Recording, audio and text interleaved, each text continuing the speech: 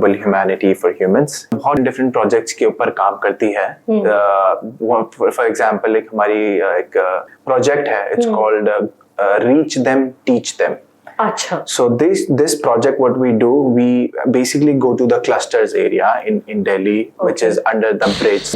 slums में हम जाते हैं और हम उनको कोशिश करते हैं कि हम उनको हफ्ते में या 2 हफ्ते में एक बार जाके कुछ बेसिक इंग्लिश के बारे में बता सके, इंपॉर्टेंस ऑफ मैथमेटिक्स बता सके, उनको कंप्यूटर स्किल्स के बारे में बता सके। सो द एजेंडा इज कि जो भी स्लम एरिया है उसके पास हम लोग कुछ ऐसा एस्टैब्लिश करें सेंटर जहां पर हम कंप्यूटर्स को रखें और वहां पर ये बच्चे आगे कंप्यूटर्स में अपनी, India is full of talent but the thing is they don't have resources. तो हम बस एक ब्रिज बनने की कोशिश करते हैं between this talent and to the mainstream. उस पॉइंट से उनको निकल के कहीं लाइफ में आगे बढ़ने के लिए हम लोग एक encouragement करते हैं। The problem is when these kids are making money already by begging or by selling some small products on the red light, they don't want to go study because what they said to me many times, पढ़ लिख के पैसा ही बनाना है ना, तो हम already बना रहे हैं, why study? We need to change that mentality. करुणा का भाव होना एक बहुत इम्पोर्टेंट है। जब आदमी एजुकेटेड होता है, पढ़ा लिखा होता है, तो उसका जो सोचने का तरीका है, उसको जो इंफॉर्मेशन कंसीव करने का जो तरीका है, वो थोड़ा डिफरेंट हो जाता है, वो चीजों को अलग नजरिए से देखता है। So education is the key and is the only way to solve this issue in the society. Now when it comes to the problem that we face in India between the religious aspects, it's nothing but just a bubble. I believe जब हम clusters में जाते हैं या slums में जाते हैं, वहाँ majority कुछ भी नहीं है, सब equal है। और जब हम मदद करने गए किसी की करने के लिए जाते हैं, तो ये नहीं देखा जाता कि हम मदद किसकी कर रहे हैं, हम किसी इंसान की मदद कर रहे हैं। See, हम इंडिया में रहते हैं एंड आई एम श्योर हम थैंक यू, हम लोग इंडिया में जब रहते हैं तो हम लोग यूजुअली गाड़ियों में जाते हैं या कहीं पर भी जाते हैं, रोड रेज हम बहुत देखते हैं। रोड रेज का रीजन क्या है? इम्पेशेंट होना, राइट? अब कोई भी व्यक्ति, कोई भी इंसान इम्पेशेंट क्यों होता है? प्रैक्टिकलिटी की तरफ अब जब हम जाते हैं तो हम अपने कल्चर को, हम अपने रूट्स को, हमारे जिस एनवायरनमेंट में हम ग्रो अप है, हम सबको भूल के हम एक प्रैक्टिकल इंसान बन जाते हैं जिसमें सिर्फ हम और हम हैं।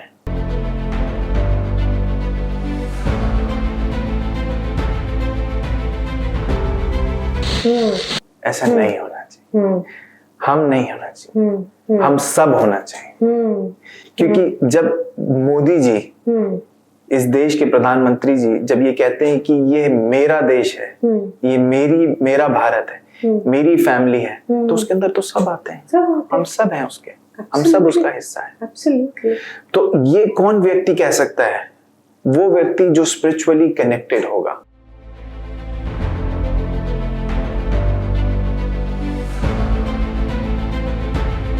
In the Quran, it talks about humanity. It talks about kindness. Right. See, Quran के अंदर ऐसी बहुत सी बातें हैं जो हम सुनते हैं तो हमें ऐसा लगता है कि इंसानियत का इससे बड़ा एग्जाम्पल क्या हो सकता है। फॉर एग्जाम्पल, अगर आपके घर में आपके पड़ोसी रहते हैं, आपके साइड में, आपके घर के अंदर अगर लेट्स से आप अच्छा खाना बनाते हैं, उस अच्छे खाने की खुशबू अगर आपके पड़ोसी घर में चली जाती है और वो इस काबिल नहीं है कि वो अच्छा खाना बना के खा सकें, financially I am talking about, उनका सोशियो इकोनॉमिक इतना अच्छा नहीं है, तो अगर उनको खुशबू चली जाती है तो आपका ये फर्ज बनता है कि आप वो खाना उनके साथ शेयर करें।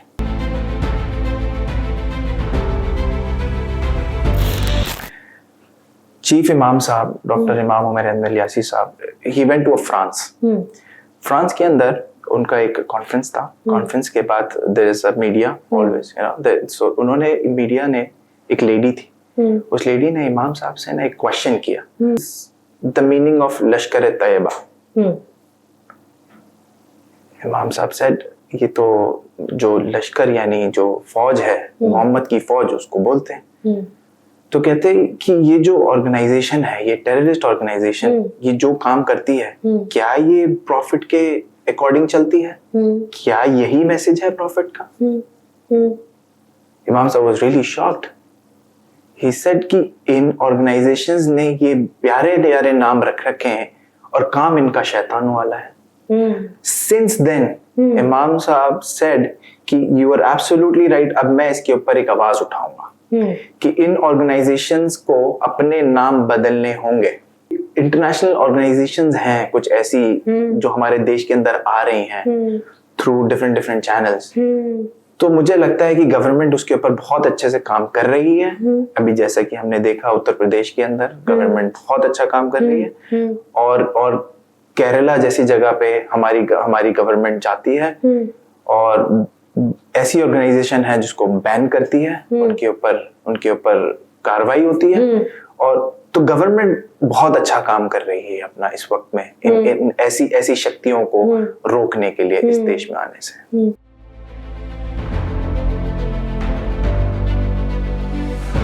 जिहाद क्या है?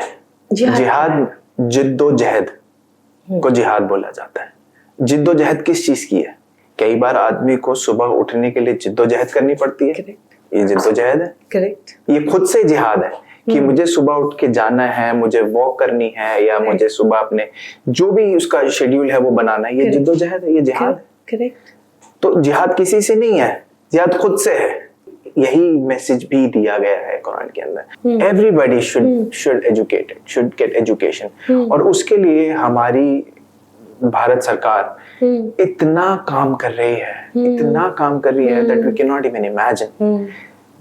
मैं कई स्कूल्स में गया, सरकारी गवर्नमेंट स्कूल में गया, जो पहले के गवर्नमेंट स्कूल्स थे और जो आज की गवर्नमेंट स्कूल्स हैं उसमें जमीन आसमान का फर्क है।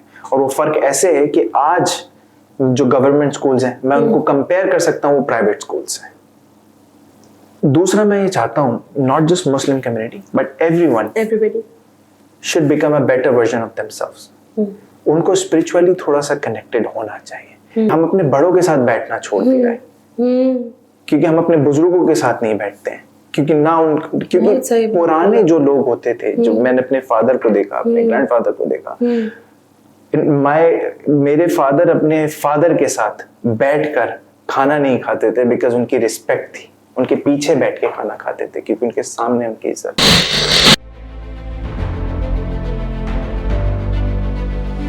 जितनी हमारी कैपेसिटी है उस हिसाब से हम तो कर सकते हैं।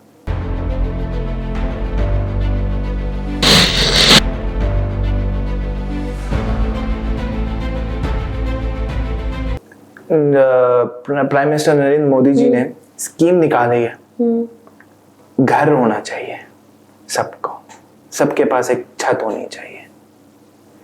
उस योजना के अंदर यूपी के अंदर ये सर्वे किया गया है कि ये जो घर लेने वाले जो लोग हैं, जो ये संख्या है, ये कौन है, ये क्या इसको कैसे इसको डिवाइड किया जाए, कैसे इसको समझा जाए। इसको समझने का तरीका ये था कि जब सर्वे हुआ उस स्कीम के अंदर फायदा उठाने वाले जो लोग थे वो majority of the Muslim women थी इन यूपी। गवर्नमेंट स्कीम बनी। जो लोग ये कहते हैं कि ये मुस्लिम प्रो गवर्नमेंट नहीं है उनके लिए मैं बात कर रहा हूँ। ये गवर्नमेंट एक स्कीम बनाती है, उस स्कीम के अंदर ये कहते हैं कि घर होना चाहिए। उन्होंने ये नहीं कहा कि किसको घर होना चाहिए, उन्होंने कहा घर होना चाहिए। जब घर डिस्ट्रीब्यूशन की बात आई, जब एलिजिबिलिटी की बात आई, जब लेने की बात आई, तो डीएम ने जो छोटे छोटे डिस्ट्रिक्ट थे उसके डीएम को ये जिम्मेदारी दी गई कि आप इस पे सर्वे करें और उस हिसाब से उनको दें। तो डीएम से ये सर्वे जब लिया गया, जब लिस्ट ली गई, तो देखा majority of on that list was Muslim women. तो आप की कैसे कह सकते कि मुस्लिम का भला नहीं किया?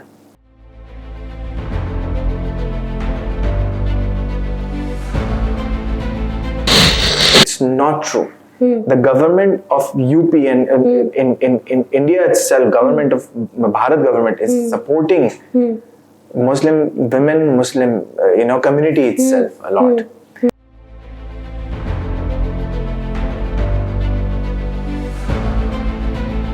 कि योगी जी जो हैं उत्तर प्रदेश के सीएम हैं, वो वीक में या महीने में एक बार अपना दरबार लगाते हैं, जिस दरबार में वो सब लोगों की चिंताओं को और परेशानियों को सुनते हैं ताकि वो प्रॉब्लम को सॉल्व कर सके। उस दरबार में आने वाली महिलाएं मेजॉरिटी किसकी है? मुस्लिम्स की है। वो क्या आती हैं शिकायत लेके कि मेरा हस्बैंड मुझे मारता है, कि मेरा हस्बैंड मेरे साथ गलत करता है। उसके खिलाफ अगर योगी जी एक्शन ले लेते हैं तो इसमें ये तो नहीं देखा गया ना कि आप मुस्लिम औरत हैं तो आपकी मदद नहीं की जाएगी, आप पिटते रहो या परेशानी में रहो। नहीं, आपकी मदद की गई और करी जा रही है। तो हर एस्पेक्ट से गवर्नमेंट जो है ना अपना काम कर रही है और अच्छी तरीके से कर रही है।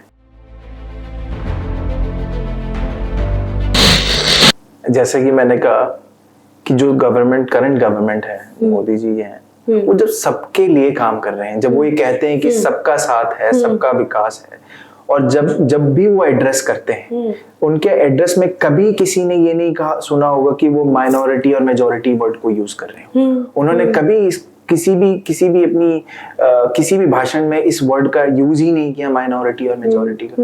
वो हमेशा से जब एक शुरू से, not just now, since the beginning, वो हमेशा से क्या कहते हैं? सबका साथ सबका विकास। वो ये कहते हैं 140 करोड़ की जनता, मेरा देश, मेरी फैमिली है।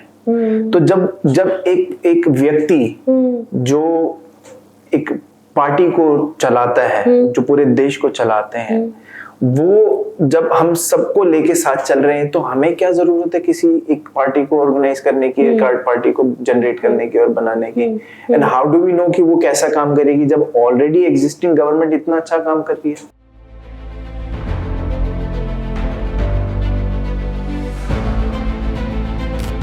Dialogue is the way to solve extremism.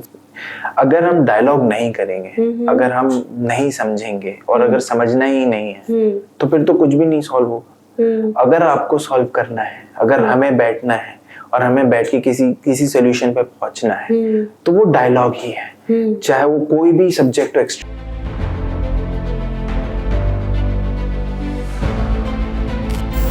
Have you crossed hospitals in Delhi? You must have crossed Delhi as well, especially AIIMS hospital. हम hospitals के बाहर especially क्या करते हैं, हम एक फूड ड्राइव हमने अभी चलाने की कोशिश की है, जिसके अंदर हम एक सेफ क्लीन एनवायरनमेंट के अंदर प्रिपेयर किया हुआ फूड जो फुल ऑफ न्यूट्रिशंस होगा, यानी उसके अंदर सोया भी हो सकता है, उसके अंदर पनीर भी हो सकता है, उसके राइस हो सकते हैं और चपाती हो सकती है, सैलेड हो सकता है, वो हम उनको डिस्ट्रीब्यूट करते हैं।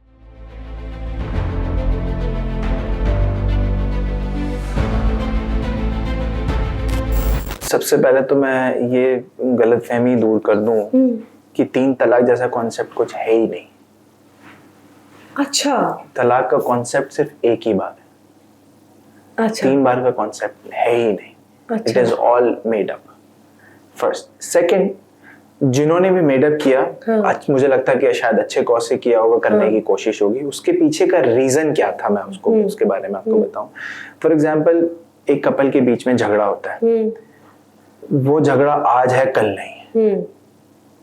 करेक्ट। तो giving another chance to your partner, giving another opportunity to your partner for become a better person, it is come as 3 times. Okay. So I give you a chance again. Okay. And you do that again. And then again I give you another chance. And you do that again. And I give you another chance. You do that again. Then it's final. That is man-made. That is made up. But it is for a good cause, I believe.